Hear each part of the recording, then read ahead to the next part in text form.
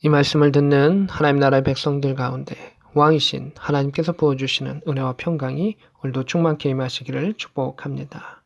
오늘 야고보서 5장 말씀 보도록 하겠습니다. 들으라, 여기서도 이제 들으라 이렇게 이야기하죠. 경고의 그러한 메시지가 있습니다. 부한자들아, 이 부자들에 대한 부분이 나타나는데 야고보서는 이제 박해와 종말의 때 여러 가지 것들을 의미하고 있기 때문에 부한자들, 그러니까 하나의 말씀대로 살지 아니하고 부한자들, 또 말씀 안에 있는 자들은 때로는 박해받고 뺏겨야 했기 때문에 연약한 자에 속해 있었습니다. 부한자들아, 너에게 이 말 고생으로 말미암아 울고 통곡하라 이렇게 되어 있습니다. 이 말 고생은 이제 심판을 의미합니다. 2절에 너희 재물은 썩었고 너희 옷은 좀 먹었으며 이렇게 말하고 있습니다. 이 땅에 금이 잘 썩지 않죠. 그래서 비싼 것이죠. 그러나 결국 그 재물은 언젠가는 사라진다, 없어진다는 것이고 옷도 귀하고 아름답지만 좀 먹을 수밖에 없다, 영원하지 않다는 것이죠. 3절에 같은 이야기가 나옵니다. 금과 은은 녹이 슬었으니 이 녹이 너희에게 증거가 되며 불같이 너희 살을 먹으리라 이렇게 말합니다. 금은 잘 녹이 슬지 않죠. 그러나 결국은 녹슬게 되고 변질되게 되고 뭔가가 문제가 생기게 되죠. 이러한 유한함이 결국 증거가 된다. 이 땅 가운데 영원한 것은 없다라는 것입니다.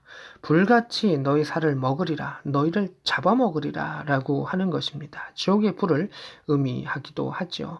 너희가 말세에 재물을 쌓았도다 이렇게 되어 있습니다. 말세는 어떤 때입니까? 재물이 필요 없어지는 때죠. 어려운 시기나 뭐 이러한 때는 재물이 필요할 수 있죠. 근데 말세는 이제 하나님의 때가 오는 것이기 때문에 그때는 무엇이 귀할까요? 영의 것이 귀한 겁니다. 영의 것이 귀한 때에 세상의 것을 너희가 쌓았도다 라고 말하는 것입니다. 어제 우리가 말씀을 나눴던 그 4장 후반부 가운데 세상의 이익을 위해서 막 계획하는데 결국 하나님의 뜻과 계획은 없는 그것을 꾸중한 것처럼 거기서도 들으라 이렇게 경고했는데 여기서도 5장 가운데서도 들으라 라고 하면서 경고하고 있는 것을 보게 됩니다. 4절입니다.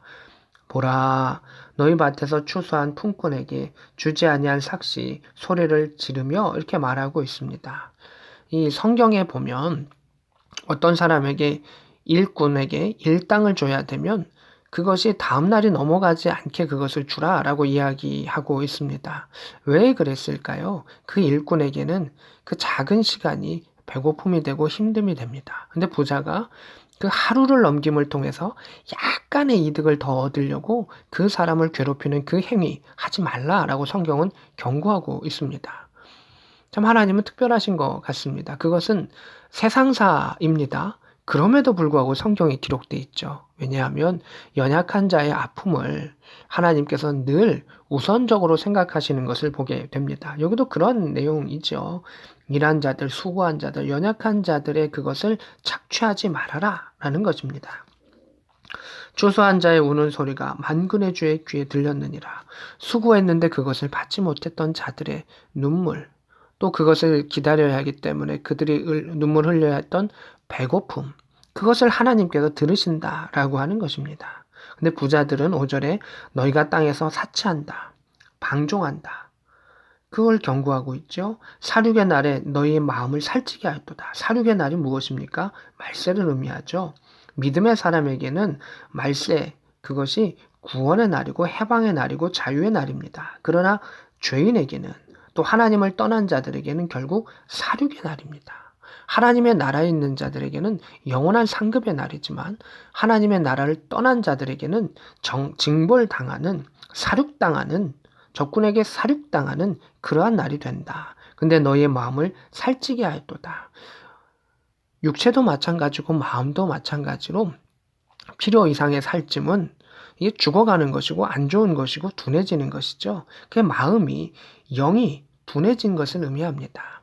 자기 자신만을 챙기고 자기 자신의 편리함을 생각할 뿐 하나님 나라를 생각하지 아니하고 영의 것을 생각하지 아니하고 하나님의 말씀을 생각하지 아니하면 결국 둔해지고 살찌게 된다라고 하는 것입니다. 근데 사람들은 이 땅 가운데 뭐 다이어트도 하고 살도 빼고 막 건강하게 사는 것에 대해서는 관심이 있지만 정작 영의 다이어트, 영이 건강해지는 거, 마음이 건강해지는 것에 대해서는 그 종말의 때에도 관심이 없다라는 것을 보게 됩니다.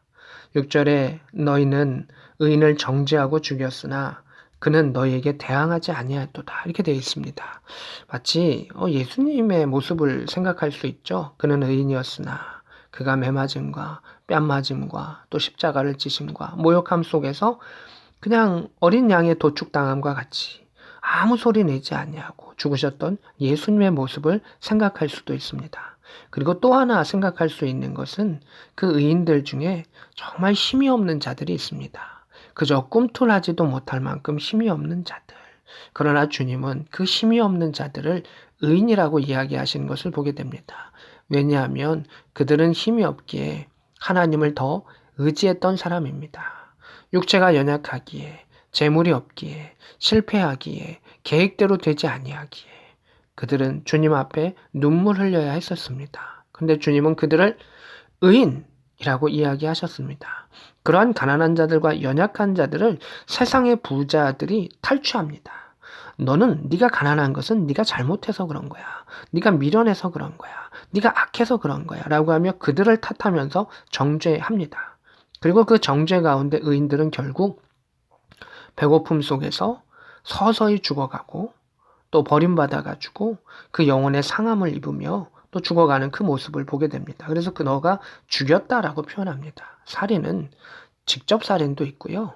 간접 살인도 있습니다. 그 간접도 좀 멀리 떨어진 간접 살인도 있는데 부자의 자기만을 위한 것은 간접 살인이지만 하나님께서는 그것을 도외시하지 않겠다라고 하시는 겁니다.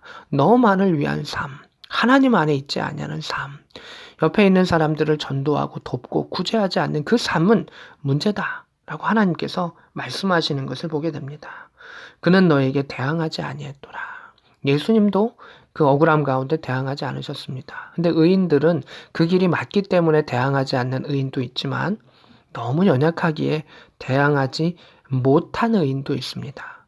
너무 가난하기에, 너무 힘이 없기에 부자들에게 감히 대항하지 못했던 그 연약한 자들, 주님은 그들을 의인이다라고 말씀하셨습니다.